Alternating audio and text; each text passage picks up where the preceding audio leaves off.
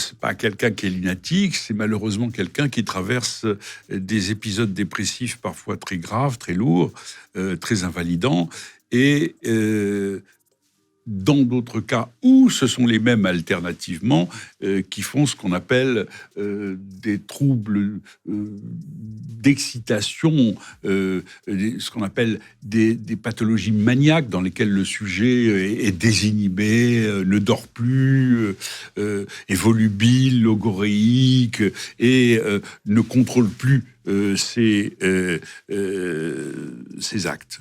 Est-ce que vous êtes déjà trompé? Est-ce que ça vous est arrivé dans votre carrière de mal voir quelque chose chez un patient? Et si je vous disais que je me suis trompé, vous allez dire, vous voyez, ce type est incompétent. Ah non, tout le monde se trompe dans la vie. Je ne sais pas si je me suis trompé. Je me suis certainement trompé, mais je me suis surtout posé la question très souvent de savoir si je m'étais trompé. Par exemple, je me souviens très bien que quand j'étais interne, j'avais été voir mon patron de l'époque, absolument comme ça, défait, parce qu'un de mes patients s'était suicidé. C'est terrible, vous savez, et en me demandant si j'avais pas commis une faute médicale, si j'étais pas passé à côté de quelque chose.